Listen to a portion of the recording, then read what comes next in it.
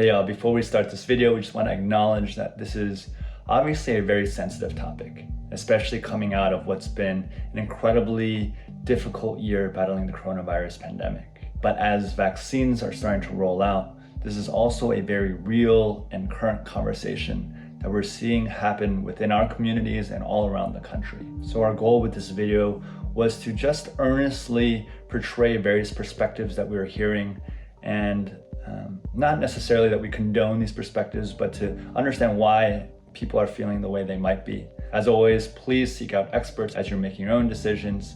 And above all else, we want to encourage you to see each other's humanity and feel more empathy. Enjoy the video.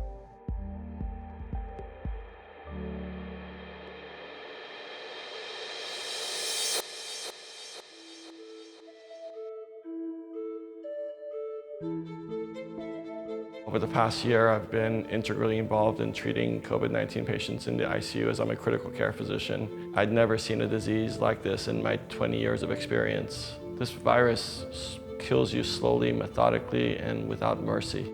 I'm a registered nurse, and I think the COVID vaccine is very important because it prevents infection, and not just for us and for our families. We've all been at home for the better part of a year, and we have to make some tough decisions about our health and how we're going to interact with each other in the future.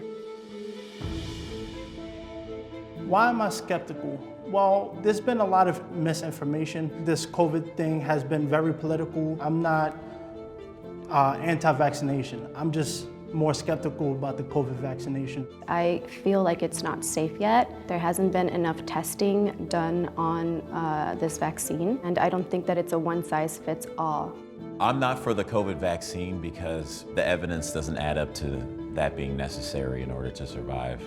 There's only been one side of the story told, and it's been a side of death and sadness and depression, and I don't believe that's the whole truth.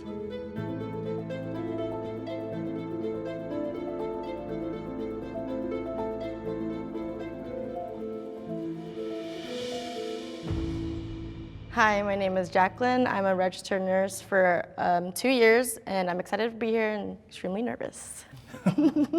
My name is Thomas Yadigar. I'm a critical care physician, and I supervise a team of 20 physicians. And on a normal day, we take care of about 120 patients in the hospital and about 40 to 50 patients in the ICU. Hi, my name is Kelly. I am a teacher. I've been teaching for 16 years, and I'm just very excited to be here.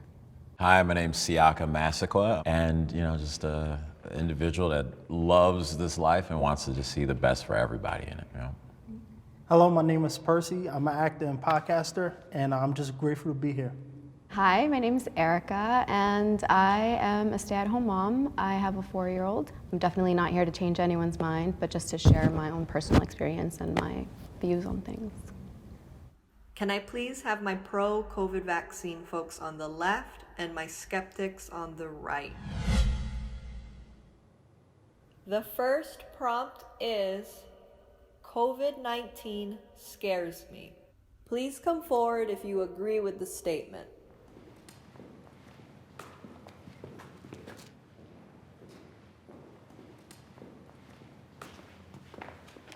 Yeah, so for me, I have asthma. I was born with it, which is why I keep myself isolated. I just don't want to put myself in a position where I got to call my mom and say, hey, come to California, I'm in trouble. Yeah, for me, COVID with family members, friends who have gotten sick, friends who have passed away. I'm just very concerned for my parents, my aunts, my cousins, everybody, Yeah. so including myself. Right. I actually work with COVID patients since the very beginning, so I'm also scared that I can contact from my patients and I can give it to my parents. I think the thing that scares me most about COVID is that it is so unpredictable. Yeah. A year ago when this started, the first patient in LA County came to our hospital. 13 people that were on a ski trip in Italy. And when I walked into the room to talk to him about it, what he told me kind of made the hair on the back of my neck stand up. Yeah. 7 of them ended up getting hospitalized. 2 of them were on a respirator, were on blood pressure medicines, on ECMO, fighting for their lives. And these are people in their 40s, 50s, 60s. That right off the bat caused me to call all my relatives and tell them, stay the hell home, be careful, hunker down, Despite being in cameras, I'm actually intensely private. This is not something that I'm comfortable with. But I started posting things on Facebook to alert people to the threats of what was coming our way, because this is no ordinary virus. Okay, can we please have our disagreeers come and join us? I thought I was going to be the only one. I guess I would say it doesn't scare me in the same manner as I've heard from you guys, because I had it. I got it back in January before it was cool. Let me move away. Yeah, I'm good now, right? My 74-year-old mom who came to visit had it, my 6-year-old godson, my 3-year-old godson, my 40-year-old best friend, 32-year-old roommate. The kids went through like this. My mom, 11 days. It was weird for her, but she's healthy as hell. You know, and that's my own personal story, and then I have not changed my lifestyle since this thing started. If anything, I've gone out more. I've been going to rallies since June, and I've been around multiple people of all ages, consistently hugged, hung out with every Saturday for 6-7 months, nothing. But yet I'm only being told one side of the story. Well, for me, it's not really a fear because I grew up undocumented. So there's a lot of other things that I grew up fearing, cops being one of those. And COVID, you know, it got my grandmother, it got my aunt, my uncle. My aunt and uncle did pass away in Mexico. It got a handful of my friends. But to say that I'm afraid of it and to like change my life and stay home and then feed that to my 4-year-old, that's not the way that I have chosen to live. Because I do agree that fear in itself can cause so much stress. It can lower your immune system, you know, and it can just put your mind in such a state of panic and trauma that I feel like that in itself can be so much more detrimental in the long run. I think that's my big issue with it, because I just, after this thing, then what? When we're too afraid to come up to strangers. Yeah. Like, how are we supposed to get through our stuff? You should be aware. I don't think it's ever good to, you know, to cause mass fear on the population. But I think, you know, knowledge is power. Yep. So you have to be able to understand what's going on around you and adapt around you. What I've had to do with my students is to make them aware of it being okay. Have you gone outside today? Did you go get some fresh air? Okay, let's do some exercise. Do a plank competition in the house, at least something that's active, because they are so recluse. And that's the part that is concerning. Yeah, within the first few weeks, one of my doctors asked me to see a patient. She'd been into the emergency room 3 times within a week. She was convinced she had COVID. And she had some of the symptoms. She had chest tightness, shortness of breath. And they were going to do a 4th test. Her 3 previous ones were all negative. So I walked in, and I'm like, do you have any kids? She's like, yeah, I have a 10-month-old, but he's fine, don't worry about him. I'm like, what do you mean he's fine, don't worry about him? She's like, I use Clorox. I just make sure that this virus doesn't come anywhere around. I'm like, what about with your groceries? She's like, my groceries, I use bleach on them. Oh, no. I told her, I'm like, you know, I looked at your CAT scan, you don't have COVID, but you have a chemical pneumonitis. Yes. From all this bleach, from all these chemicals that you have introduced, you just put yourself in harm. And I'm like, go home, do what you normally do in terms of cleaning. Wash your hands. You know, some of the stuff that was coming out in the first few weeks, it lingers in the air for 3 hours. It lasts on surfaces for 3 days. And I'm looking at the TV and I'm telling my wife, I'm like, this is nonsense. What? This is a respiratory virus. I just feel like it has been blown to a proportion that it doesn't need to be. Yes, be safe, be cautious, but you don't have to run around, you know, bleaching your vegetables. Like, you know, what is that doing? I would just say, like, take it seriously. Don't wait until your mom or your grandmother's in the hospital to say, oh, you know, take COVID seriously, because we've been seeing that all year, and it's not getting us nowhere. Everyone should get a COVID-19 vaccine.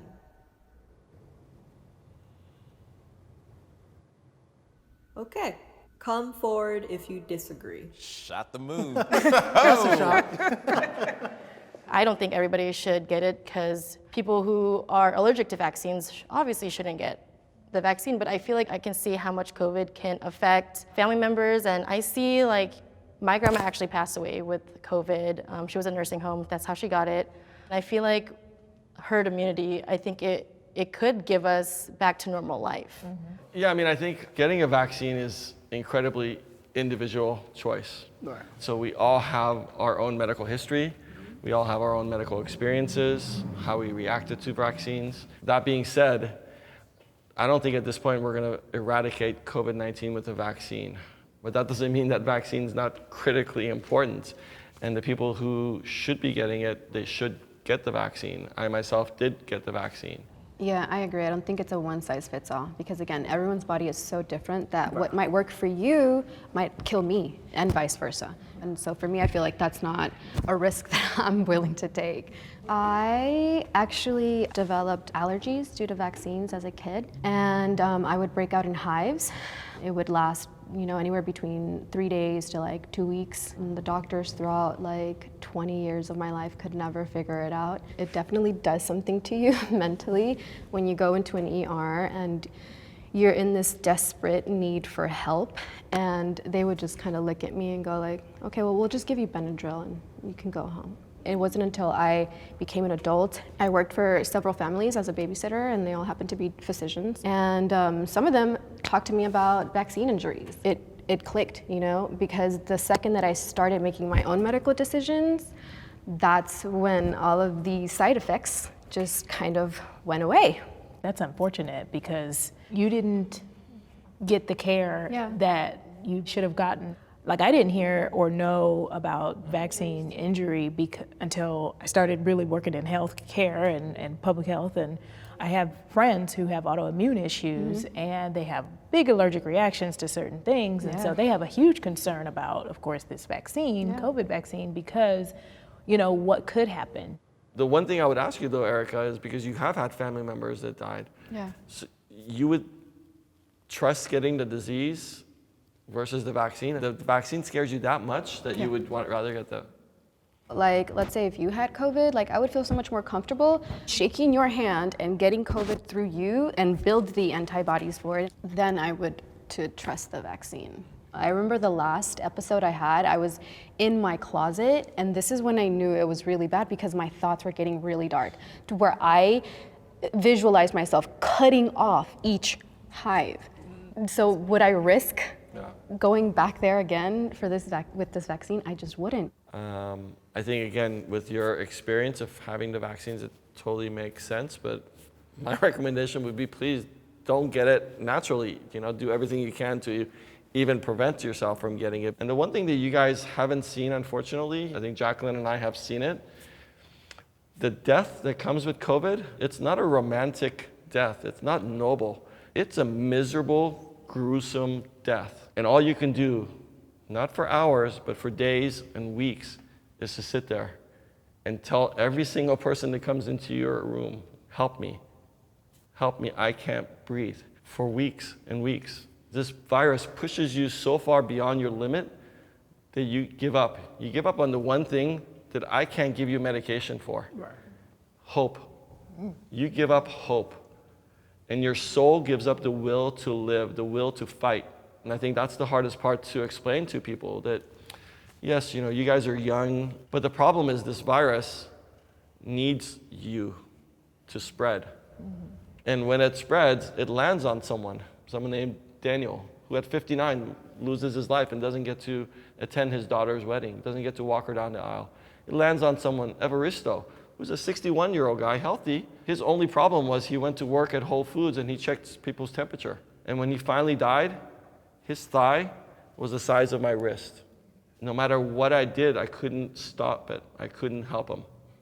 And I've had patients where they had it and they're like, well, I had it, it wasn't bad. And they went to see their relative. And their relative ends up on life support. So I think that's why it's so important to get vaccinated. It's not for yourself. It's for the people that you don't know, but you're going to come into contact with, and you're going to help this virus spread. But isn't that under the assumption that the vaccination itself somehow stops you from getting COVID, and that's not true?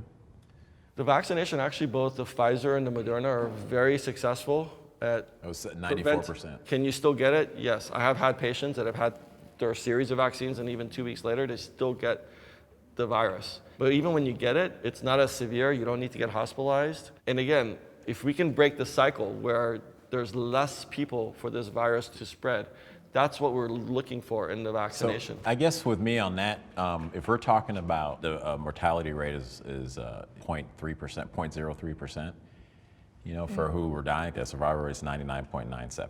The death rate is higher Yeah. than point. It's 1 to 2% actually. The death 1 to rate. 2%? So if the survival much rate is higher. 99.97, It's much how higher is the death than- rate? Not 99.97. Case fatality rates are about, in states, is about 1%. Yeah. I didn't think it was Yeah, even a it's percentage 1.2. point. What doesn't add up is to take that foreign entity that has so many other things that can affect my body in a negative way that I don't need to put in myself, for what I'm looking at is the percentage of those that when they do get it, this is who may go. So I see COVID patients every day at work. Surviving is different from thriving. I see patients all the time that can't even breathe on their own. The rest of their life, they have to be on oxygen. Sure, they didn't die, but now they can't walk up the stairs without feeling shortness of breath. How many is that?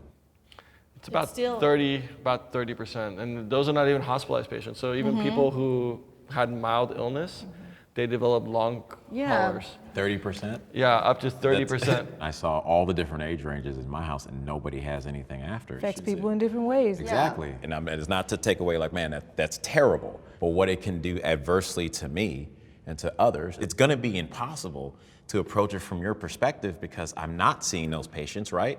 All the things you guys are saying, I don't believe is false at all. Right. That's your experience. Right. But I also know it's like, I told you, I'm going out week in and week out, seeing those old people for 6, 7 months, and we're laughing, partying, dancing together consistently. I can't just shut that off and go, well, the Times said this, and then CNN said this, and only the people in the front lines right when those are dying said this, so that means that's the only truth. I mean, you can hear the frustration. It's just a lot of political nonsense going on. They're not telling us what the vaccine is made out of.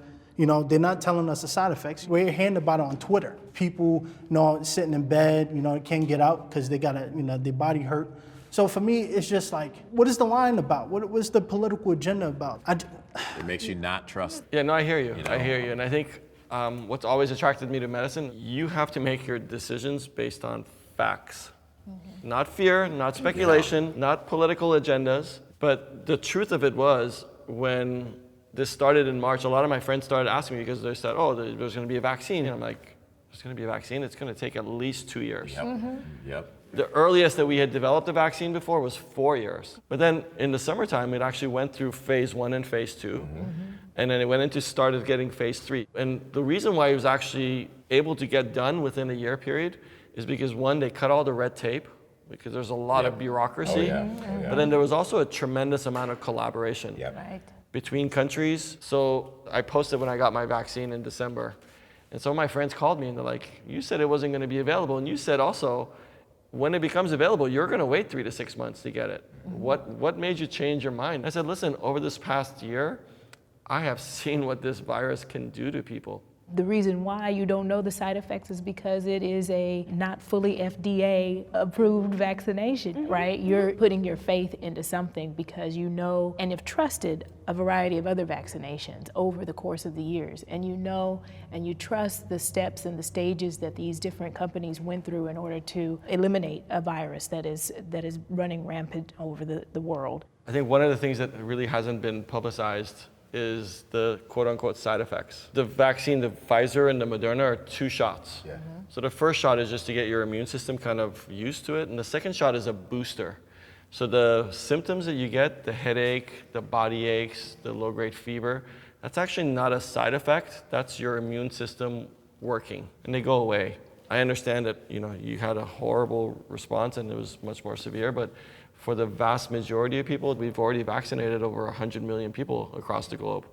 So I think if there was anything more serious, it would have come out. Well, then I'm sure everyone's seen videos, and there are people who are saying, I'm a nurse, I did this, now the side of their face is flat, or they're shaking all day. When you see and you look up and you're online and that information, that stuff gets censored and taken off YouTube, taken off Instagram, taken off Facebook. Like it raises that. If you look at like Tuskegee Experiment, they sat there and shot up a bunch of black men with tuberculosis or with syphilis. Sorry, Syphilis. they didn't say anything, and they've been doing this consistently. We can talk about like Smallpox blankets. right? And it's like we've seen what they've done, and then when you see people get censored for having a different opinion on this stuff, over the last 10 months, it makes it that much harder that when they say take the vaccination, I'll be damned to listen to them. I'm not saying you're a liar. I'm not saying you're a liar. I'm not saying you're a liar, but I'm like, you're also saying the same thing. The same people who I've seen show us get shot on TV like it's a sport. Right. Like, what is that doing to the psyche of our country?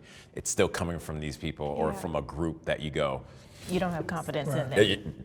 you know? And I think that's the biggest issue is the lack of transparency and trust, right? I don't think they're doing it anymore, but remember they came out and it was like, oh, we'll pay people $1,500 to take the vaccine. But isn't this the same government that every time we need a stimulus check, they can't come up with a deal, but they're willing to pay for it? Again, it just looks fishy. It smells fishy. They're not telling us anything. Can I ask you a question? So let's say everybody got the vaccine. What happens? Do we just go back to work, go back to the gyms, go back to school? Like, unless the vaccine works 100%, if we all take it, I mean, what happens? Like, do we go back to normal? Do we still got to wear the face mask, the social distance? Well, to continue to wear masks because there are people that aren't going to be vaccinated. And there are people that are going to continue to spread COVID-19 because that's just what viruses do, they spread, and we're not going back to normal. We're going to go to some new variation. We're going to have our own variant of normalcy, and we're creating those things right now as we do the process and opening back up. I know that my district is planning to do soft open. You still have to be aware, though, that these kids, they don't have a vaccine, so, my students are coming back into the classroom. Are they going to be passing it to each other? Because guess what? A lot of them have had COVID over this break. You asked a really good question. This is like, if everyone in America gets vaccinated, does things go back to normal? And I think the honest truth is, we don't know what's going to happen in 6 months. Now this one, the mortality rate is like 1% to 2%, maybe a little bit lower. Well, what if the variants come up to 10%, 15%? Now that's a game changer. What if it gets to be like Ebola, where it kills 40% of the people? This virus is just so tricky, so elusive, it just changes so much. This is an evolving pandemic. It's like nothing that we had ever seen before. I think they should just be honest. As opposed to saying, well, this is what you need to do so we can open the schools. Just be honest. The COVID-19 restrictions have been necessary.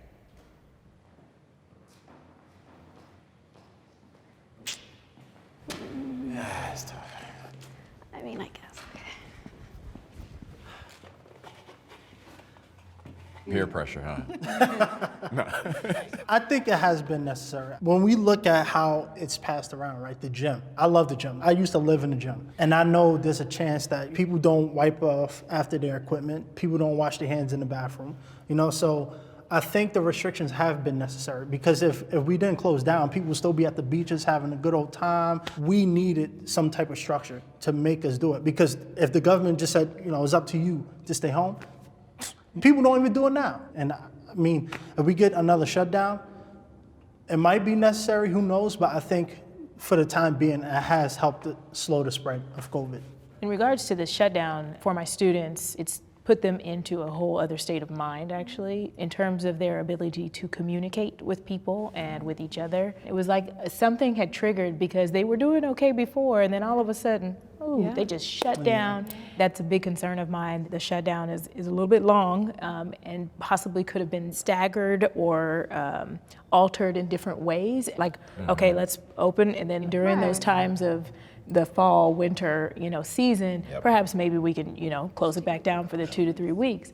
I think initially, when we didn't know what was going on, like, hey, I was riding around with a mask on, but then we started finding out and they didn't adjust. That was my problem. Like my local restaurant my buddy owns is shut down, but I get on a flight from here to Chicago with strangers I don't know completely fine. That doesn't make sense to me.